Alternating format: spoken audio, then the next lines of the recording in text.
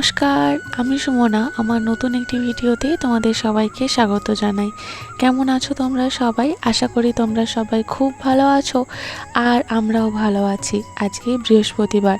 এখন ঘড়িতে কটা বাজছে বলো তো?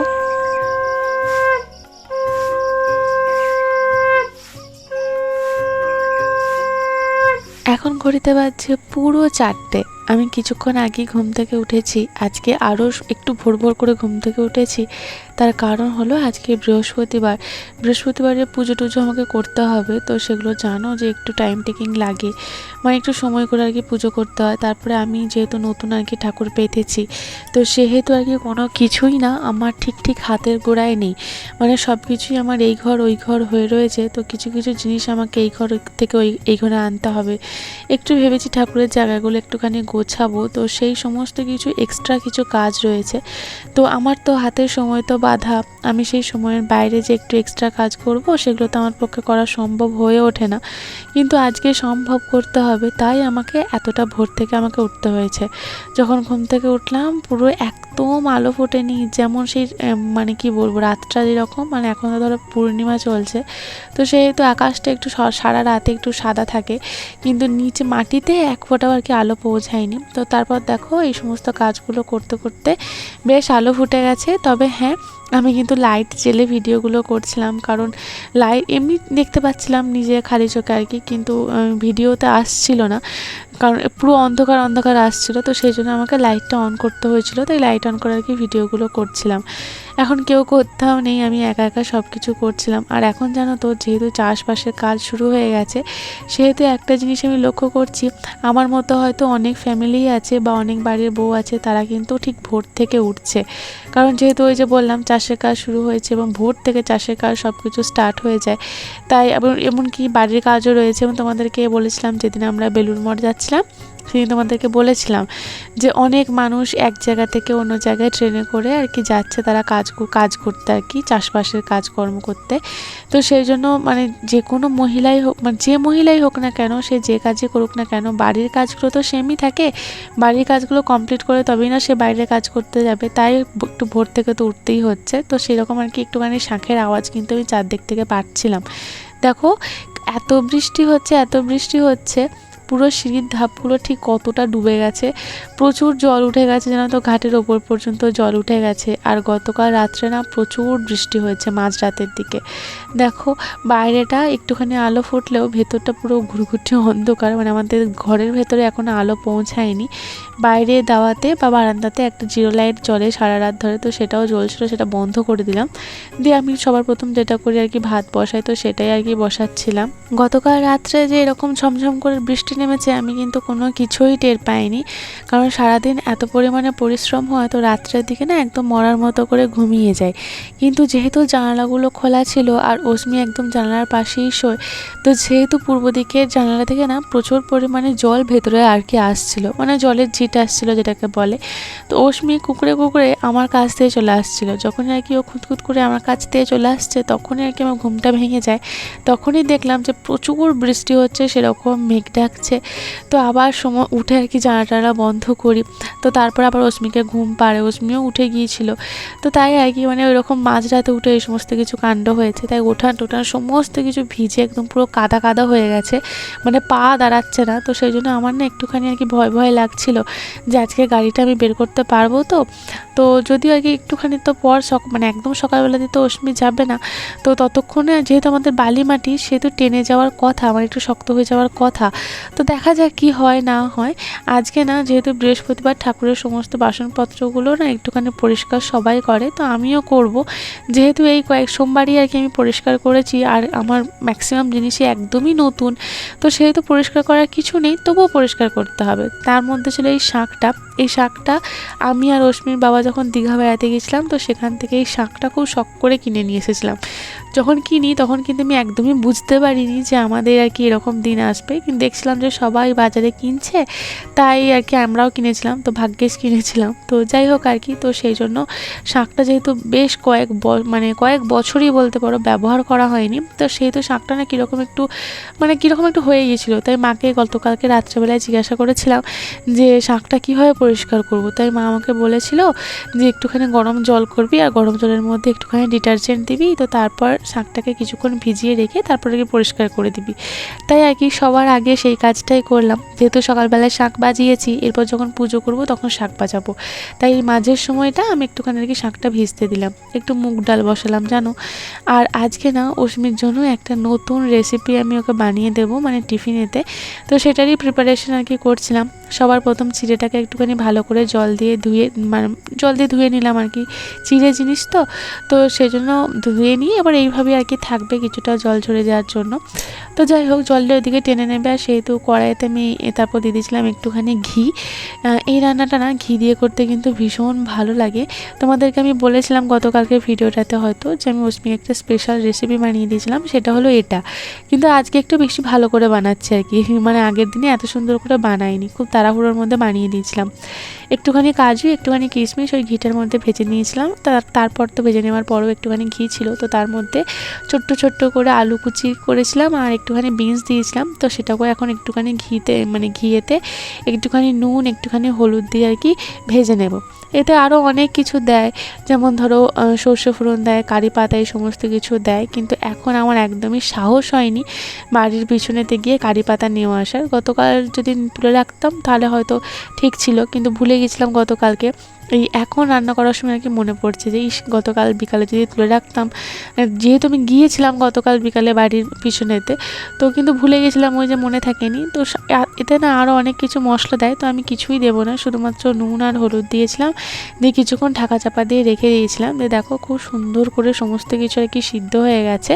এরপর যে চিড়েটা আর কি ধুয়ে রেখেছিলাম, তো সেটা এর মধ্যে আর কি দিয়ে দিয়েছিলাম। আর তারপর যে কাজু কিশমিশ ভেজে রেখেছিলাম, তো সেটাও দিয়ে দিয়েছিলাম। আর দিয়েছিলাম 1 চামচ মতো চিনি, দিয়ে বাস আর কিছুই না। এটাকে আমি একটুখানি মিক্স করে সুন্দর করে আর কি মিক্স করে নেবো, একটুখানি হালকা মতো ভেজে নেবো, তাহলে আর কি আমার রেডি হয়ে গেল চিড়ের পোলাও।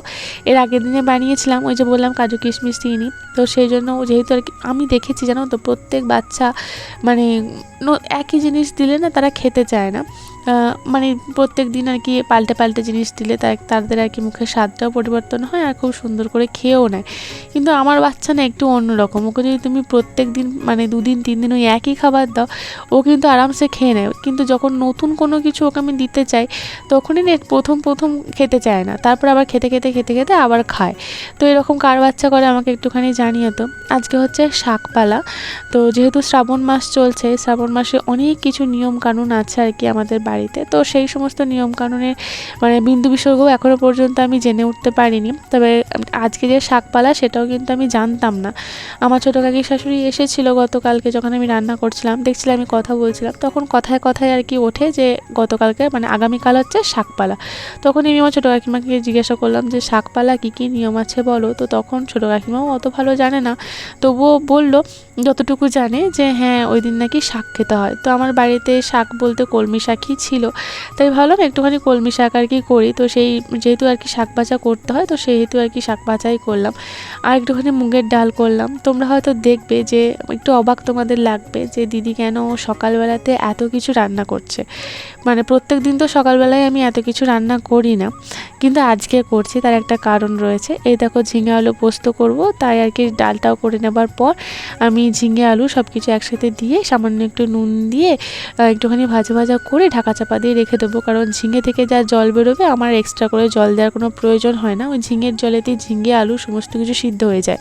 তবে আজকে একটু এক্সট্রা দিয়েছিলাম, সেটা হচ্ছে একটুখানি টমেটো দিয়েছিলাম। হঠাৎ করে মনে পড়লো একটু টমেটো দিয়ে দেখি। তো আমি আমার মাকে দেখেছিলাম জানো তো, যে আমি দেখতাম মানে আমি বাড়িতে আর কি খেতে খুব ভালোবাসতাম, যেহেতু পোস্ত আমার খুব কমফোর্ট একটা ফুড, তো সেহেতু দেখতাম মা মাঝে মাঝে টমেটো দিত, খেতে বেশ একটু অন্যরকম লাগতো, টক খুব ভালো লাগতো। অস্মি এখনও পর্যন্ত ঘুমাচ্ছিল, কারণ যেহেতু গতকাল রাত্রে বৃষ্টি হয়েছে, তাই একদম সমস্ত জানলা মানে এঁটে একদম ঘুম পাড়িয়েছিলাম। তো সেহেতু বাইরের আলো বাতাস কোনো কিছুই আর কি ভেতরে পৌঁছাচ্ছে না, তাই ও আরামসে আর কি ঘুমাচ্ছিল, কোনো আওয়াজও কানে যাচ্ছিল না। আর কিন্তু এই যখন আমি এই শাঁখটা একটু ভালো করে পরিষ্কার করছিলাম এই পুরনো একটা ব্রাশ দিয়ে, তারপরে একটুখানি যে কাপড় কাচার যে সাবানগুলো হয় তো সেগুলো দিয়ে একটু ভালো করে পরিষ্কার করছিলাম, কিন্তু সেরকম নোংরা কোনো কিছুই ছিল না।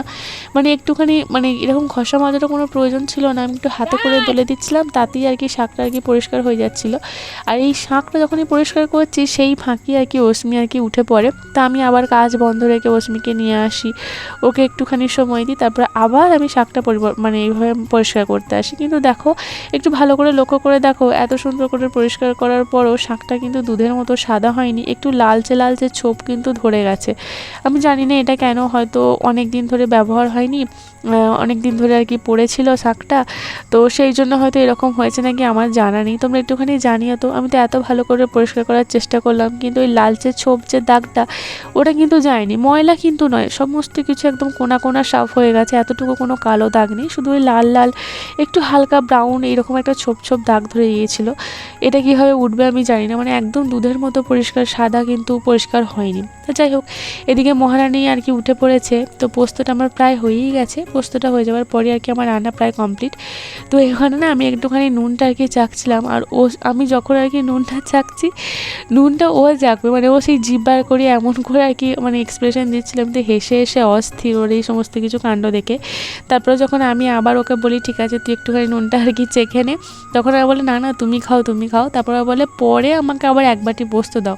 এখন যদি আমি ওকে পোস্তটা দিয়ে দিই ও কিন্তু একটাও ওর কি ভাত খাবে না, তাই আর কি আমি পোস্তটাকে দিতে চাইনি। আর একটুখানি দিচ্ছিলাম, যে আমি যেমন ধরো আর কি নুনটা চাকলাম সেই একটুখানিও নেবে না, মানে ও অনেকটা নেবে, আর অনেকটা তো আমি এখন ওকে দেবো না, একটুখানি নুনটা কম মনে হচ্ছিলো তাই আর কি নুনটাও আর কি দিয়ে দিলাম।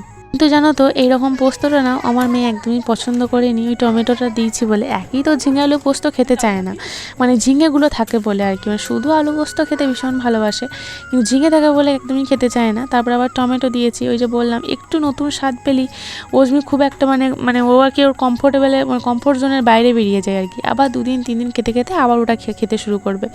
ওজমি টিফিনে আর কি একটুখানি আম দিয়েছিলাম আর তার সাথে ওই চিড়ের পোলাওটা দিয়েছিলাম। তোমরা অনেকেই বলেছিলে চিড়ের পোলাওটা বানিয়ে দেখো, তো আমি বানিয়েছি আর আমার মেয়েও এখন খুব ভালো আর কি খাচ্ছে চিড়ের পোলাও। প্রথম দিন খেতে চায়নি কিন্তু আজকে যেহেতু দ্বিতীয় দিন ওর সমস্ত কিছুই আর কি কমপ্লিট একদম ফিনিশ করে বাড়ি নিয়ে এসেছিলো। আর দেখুন খুব চটজলদি হয়ে গেল জানো, খুব মানে 10 মিনিটের মধ্যে রান্না কমপ্লিট।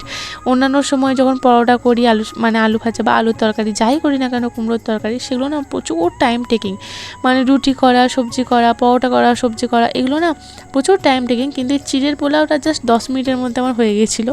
তো সেই জন্যই আর কি এত কম সময়ের মধ্যে হলেও আমি এত কিছু রান্নাগুলো কমপ্লিট করতে পেরেছি। তো আমার সমস্ত কিছু রান্নাবান্না কমপ্লিট, রান্নাঘরটা পরিষ্কার করেছি, তবে কি বলো তো ধোয়া মাজাগুলো কিছু করার সময় পাইনি, তো সেগুলো মানে যা যা আর কি বাসনপত্র ছিল সমস্ত কিছু কলতলায় নামিয়ে এসে অস্মিকে আর কি স্নান করিয়ে দিয়েছি আজকে। গতকালকে তোমরা আমাকে বলেছিলে, অনেক দিন ধরে আর কি তোমরা আমাকে বলে আসছো যে অস্মিকে না স্নান করিয়ে পাঠাবে, তাহলে খুব ভালো হবে, অভ্যাস হয়ে যাবে, তোমরাও তোমাদের বাচ্চাকে স্নান করিয়ে স্কুল পাঠাও। কিন্তু ও না খুব সকালবেলাতেই স্কুলটা চলে যায়, তো সেই জন্য না ওকে স্নান করাতে আমার খুব ভয় লাগছিলো। কিন্তু আমি এই আজকে সকালবেলায় স্নানটা করালাম, মানে এক প্রকার বাধ্য হয়েই বলতে পারো, তার কারণ গত 2 দিন ধরে ওর চুল আমি ভেজাতে পারিনি, কারণ এত পরিমাণে বৃষ্টি হচ্ছে। আর ওই 2:30-3টার সময় যদি আমি মাথায় চুলে জল দিই তারপরে আর কি ঘুমিয়ে যাবে, তো চুলটা শোকাচ্ছে না। আবার দেখছিলাম প্রচণ্ড পরিমাণে যেহেতু চুলটা আর কি শোকাচ্ছে না, তো আবার এরকম বর্ষাকাল ড্যাম ওয়েদার, তো সেহেতু দেখছিলাম ওর চুল কিন্তু খুব উঠছিল, মানে যখন নাকি চুল মোছাচ্ছি তখন দেখছিলাম যে হাতটা দিয়ে টানলেই চুলটা উঠে আসছে। তো সেহেতু ভাবলাম যে না এরকম করলে তো হবে না, তো সেহেতু তোমরাও যেহেতু বলেছো তো সেহেতু মানে সকালবেলাতে ওকে স্নানটা করিয়ে দিয়েছিলাম। তো ওর জন্য কয়েকটা কালো হেয়ার বেল কিনেছিলাম, ক্লিপ কিনেছিলাম, সেহেতু তোমরা জানোই চুল যেহেতু ভেজা তো সেহেতু তো ওকে আমি চুলটা বেঁধে দিতে পারবো না, তাই ও একটা কালো রঙের হেয়ার বেল কিনেছিলাম, একদম সিম্পল যে হেয়ার বেলগুলো হয় সরু, তো সেটা আর কি হেয়ার বেলটা মাথায় দিয়ে দিয়েছিলাম। তবে এটা নিয়ে আমার ভীষণ ভয় যে এই হেয়ার বেলটা আবার বাড়ি ফেরত আসবে কি না, কারণ এই হেয়ার বেলটাও বাড়িতেই আর কি 14 বার খুলছে আবার পড়ছে, আর এগুলো না খুব মানে খুব সূক্ষ্ম হয়, একটুখানি যদি এদিক ওদিক হয় তাহলে পটপট করে ভেঙে যায়। আমারই যে কতবার এরকম হেয়ার বেল ভেঙেছে তার নেই কোনো ঠিক, কত বড় বয়স পর্যন্ত। তা আবার আমার মহারানীকে আমি দিচ্ছি। এই যে দেখো পুরো কাদা হয়ে গেছে উঠানটা, তবুও একটুখানি যেহেতু আর কি সকাল থেকে একটু রোদ, মানে আর তো বৃষ্টি হয়নি, হালকা হালকা রোদের আমেজ ছিল, হাওয়া দিচ্ছিল, তো উঠানটা মোটামুটি টেনে গেছে। তবে এই যে ঘোরানোটা, মানে ঘোরাতে খুব কষ্ট হয়, তো আমি যখন আর কি ঘোরাই একটু স্টার্ট দিয়ে আর কি ঘোরাই, তাই অতটা পরিমাণে আর কিন্তু কষ্ট হয় না। কিন্তু গাড়ির পিছনের চাকা প্রচণ্ড পরিমাণে স্লিপ কাটে, মানে এত পরিমাণে স্লিপ কাটে মানে বলার নেই। তো দেখলাম হালকা হালকা রোদ উঠেছে জানো, তো সেই রোদ ওঠাতে জন্য মানে গতকালকে যে জামা কাপড়গুলো আমি ওয়াশ করেছিলাম, যেগুলো আর কি সব পুরোপুরি আর কি শোকায়নি, তো সেগুলো সব কিছু ছাদে এসে মিলে দিলাম। কিন্তু এদিকে দেখো কি অবস্থা, এই বাঁশ পুরো একদম হেলে চলে গেছে। এই একটাই তো ছাদেতে দড়ি রয়েছে, আর তো দড়ি নেই যে জামা কাপড় শুকাতে দেবো, সেটাও যদি এরকম করে হেলে যায় তাহলে আর কি হবে। তো যাই হোক একটু ঠিলে ঠালে এই রডের মধ্যে আটকে আর করে একটুখানি আর কি টাইট করতে পেরেছি, তাও ভালো করে করতে পারিনি। তো তারপর জানো তো আমি মানে রেডি তো হয়েই গেছিলাম, অস্মিকেও রেডি করে দিয়েছিলাম, কাঁধে ব্যাগ সমস্ত কিছুই দিয়ে দিয়েছিলাম, কিন্তু তার ফাঁকে কিন্তু আমি ঘরটাও মুছে নিয়েছি, তো সেটাও আর ভিডিও করা হয়নি। মানে এই ড্রেস পরে সমস্ত কিছু করে দিলাম, 5 মিনিট মতো হাতের সময় রয়েছে, তো সেই 5 মিনিট আর কি করবো, তাই একটুখানি আর কি মানে ঘরটা আর কি মুছে নিলাম। চলে এসেছি আমরা, তবে আজকে না বেশিক্ষণ ওয়েট করতে হয়নি, ওই যে ঘর মুছতে গিয়ে একটু তো লেট হয়ে গিয়েছিলো, ওই 2-3 মিনিট মতো এক্সট্রা বলতে পারো। তো চলে আসি, তো চলে এসে কিছুক্ষণ ওয়েট করতে হয়েছিল, 5 থেকে 7 মিনিট মতো ওয়েট করতে হয়েছিল, তো তারপরে কি বাস চলে আসে। তবে ইদানিং জানো তো বাসটা এই জায়গাটাতে ঘোরাতে একটু সমস্যা হচ্ছে, কারণ যে জায়গাটা থেকে বাসটা ঘোরাতো সেখানে না মনে হয় ইলেকট্রিক পোল জাতীয় কিছু আর কি রেখে দিয়েছে, হয়তো পোলগুলো হয়তো কোনো সাবমার্সেল বা কোনো কিছু একটা হবে, তো তার জন্য পোলগুলো এমনভাবে রেখেছে, তো গাড়িটা আর কি ঘোরানো যাচ্ছিল না, খুবই অসুবিধা হচ্ছিলো। তবে আমার আরও একটা ভয় ছিল যে অস্মিকে যখন বাসে তুলবো, তো সেই সময় যদি বৃষ্টি নেমে যায় তাহলে কী হবে গাড়ি ঘোরাতে ঘোরাতে। আজকে কিন্তু সেটাই হলো, মানে আমি যা ভেবেছিলাম ঠিক তাই হলো। আমি যখন বাড়ি থেকে বেরোলাম তখন দেখলে যে একটুখানি রোদ উঠেছে, কিন্তু এখন যখন অস্মিকে আমি তুলছি তখন এত ঝমঝম করে বৃষ্টি নেমে গেছে, তো আমি সেই জন্য বললাম আপনারা গাড়ি ঘোড়াটা বন্ধ করে আগে বাচ্চাটাকে তুলে নিন।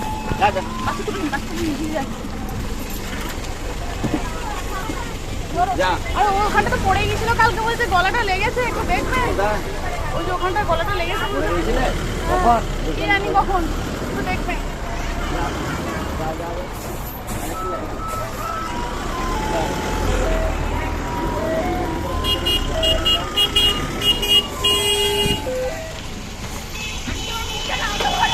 কালকে দেখবো ঠিক করে।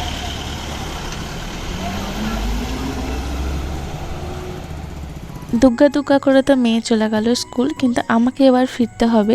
আর এই যে দেখো এত পরিমাণে বৃষ্টি হচ্ছে যে পুরো ভিজে যাচ্ছি। তো একটুখানি এখানে তো আমি ওয়েট করেছিলাম, কারণ এত বৃষ্টির মধ্যে যদি আমি স্কুটি চালিয়ে যাই তো আমি তো ভিজে যাবো। আবার আমার রেনকোটটাও আনা হয়নি, অস্মির রেনকোটটাই সেদিন আর কি গুছিয়ে মানে গাড়ির ওই যে ডিকিটা থাকে তার মধ্যে রেখেছিলাম, কিন্তু আমার রেনকোটটা আর গোছানো হয়নি। তাই কি আর করা, একটুখানি ওয়েট করেছিলাম ওই 2-3 মিনিট মতো। আর এখন না বৃষ্টিটা হচ্ছে সেই শরতের মেঘের মতো, মানে যেখানে মেঘ দাঁড়াচ্ছে সেখানে এক পশলা করে বৃষ্টি হয়ে যাচ্ছে, মানে কিছুক্ষণের জন্য, তারপর আবার ঠিক হয়ে যাচ্ছে। চলো বৃষ্টি থেমে গেছে, তো এখন আমাকে যেতে হবে। তবে এখন আমি বাড়ি যাব না, আমি যাব একটা দোকানে, কারণ আমার কিছু প্রয়োজনীয় জিনিসপত্রের দরকার আছে। আবার ঠিক দেখো মানে গাড়িটা ঠিক ঢোকাচ্ছি মানে এই দোকানের এখানে, তারপরে আবারও এত পরিমাণে মুষলধারের বৃষ্টি নেমে পড়ে, তো এই দোকানে দিয়ে আমি আটকে গিয়েছিলাম। তো নিয়েছিলাম একটা প্যারাশুটের নারকেল তেল, আর নিয়েছিলাম ধুনো। নারকেল তেলটা অশ্বিনীর বাবাকে আনতে বলেছিলাম, সে কিন্তু ভুলে গেছে। আর এদিকে দেখো পুরো গাড়ি আমার ভিজে গেছে। আর ধুনোটা আমার প্রয়োজন, কারণ বৃহস্পতিবার, এর আগের বারে অশ্বিনীর বাবাকে দিয়ে আমি ধুনো আনা করিয়েছিলাম, যেটা আমাদের আগে যেখানে আর কি ঠাকুর রাখা ছিল, মানে আমারও ঠাকুর যেখানেতে ছিল আমাদের ওই গোডাউন ঘরটাতে, তো সেখানে ধুনো ছিল। কিন্তু যবে থেকে আমি মানে যেদিন আর কি আমি মানে সমস্ত ঠাকুর আর কি আমি এই ঘরেতে নিয়ে এসেছি আমার শোবার ঘরেতে, এই যে দেখো মেঘটার কি অবস্থা, আমাদের সুলতানপুরের দিকে মেঘটা পুরো ঘোর অন্ধকার করে এসছে, আর এই জায়গাটা একটুখানি হালকা হালকা রোদ উঠেছে। আমার তখনই মনে হচ্ছে যে ছাদে আমি জামা কাপড়গুলো মিলে দিয়ে এলাম রোদ দেখে, তো কী হবে। কিন্তু মানে এসে দেখলাম যে হালকা হালকা এখানে ঝিরিঝিরি বৃষ্টি হয়েছে, মানে বোয়াইচণ্ডীতে যেভাবে মুষলধারে বৃষ্টি হয়েছে এখানে তার পরিমাণে কিছুই হয়নি। তো সেজন্য জামা কাপড়ও খুব একটা ভেজেনি। তো সেই ধুনো আর কি মানে ওই মানে কী বলবো ঠাকুরটা আর কি নিয়ে আসার পরে তারপর আমি যখন আবার ধুনোটা খুঁজতে যাই, যে যেদিন ঠাকুর প্রতিষ্ঠা করেছি মানে ঘরেতে আর কি স্থাপন করেছি, তো সেদিন ভেবেছিলাম একটুখানি ধুনো দেবো। তো তারপর মানে সেই দিন দিনের বেলায় তো সময় হয়নি সোমবারে, কিন্তু সন্ধ্যেবেলায় ভেবেছিলাম যে একটুখানি ধুনো দেবো, কিন্তু সোমবারে যখন ধুনোটা আনতে যাচ্ছি তখন দেখছি যে ধুনোটা আর নেই। তো সেজন্য কোনো ব্যাপার না, নেই তো নেই, কিন্তু ভেবেই রেখেছিলাম দোকানে তো আছে, দোকান থেকে আমি ঠিক নিয়ে আসবো। তবে ভাবলাম কি সোমবারে যেহেতু দেবো ভেবেছিলাম, তো দেওয়া হয়নি, তাই মঙ্গল বুধবার বাদ দিই বৃহস্পতিবারে ধুনো দেবো। এমনিতেই লক্ষ্মী বার, সেদিনে ধুনো দেওয়াটা খুবই শুভ ঘরের জন্য। তো সেহেতু আর কি আজকে বৃহস্পতিবার, তাই ধুনোটা আর কি নিয়ে এলাম। ওই নিয়ে আসবো করে ভুলে যাচ্ছিলাম। আজকে খুব মনে করে নিয়ে এসেছি, আর তার সাথে ওই নারকেল তেলটাও নিয়ে এসেছি। মানে বাড়িতে নারকেল তেলটা এমনই পরিমাণে বাড়ন্ত হয়ে গেছে, মানে না আমি চুলে তেল দিতে পারছি, না অস্মিকে তেল মাখাতে পারছি। অস্মিকে এই দুদিন আমি সর্ষের তেলই দিচ্ছিলাম। ওই যে বলছি না, ভুলে যাচ্ছিলাম। তো সেই জন্য আর কি আজকে দোকান যেহেতু গেলাম, দুটো জিনিসই খুব প্রয়োজন ছিল, তাই আর কি দুটো জিনিস আর কি নিয়ে এলাম। বাড়ি ফেরার পর একটুখানি খেলাম, মানে খুব খিদে পেয়ে যায়, তোমরা জানো। সেই ভোর 4টা থেকে উঠি, অস্মিকে দিতে যাওয়া আসা পর্যন্ত কোনো কিছুই খাই না, কোনো রকমে 1 গ্লাস কি 2 গ্লাস জল খাই। তো সেজন্য প্রচণ্ড পরিমাণে খিদে পেয়ে গেছিলো, তাই এসে আগে খেয়ে তারপর আমার সমস্ত জামাকাপড় যা যা ওয়াশ করার সেগুলো সমস্ত কিছু ওয়াশ করে, এই যে আমাদের এই যে আজকে আমি নিচেতেই মিলেছি, নিচেতেই 3টে তার আছে, তো সেখানেই এদিক ওদিক করে মিলেছিলাম। বেডশিট ওয়াশ করতে হয়েছিলো সব কিছুই, কারণ ছাদে তো মেলার জায়গা নেই, তাই আর কি বাধ্য হয়ে এখানেতেই মেলা। তো চলো আজকের ভিডিওটা এই পর্যন্তই। আবার দেখা হবে তোমাদের সাথে খুব তাড়াতাড়ি নতুন একটা ভিডিওর সাথে। এই ভিডিওটার মধ্যে যদি তোমাদের এতটুকুও কিছু ভালো লেগে থাকে, তাহলে প্লিজ ছেড়ে যাবার আগে আমার চ্যানেলটা সাবস্ক্রাইব করে দিও।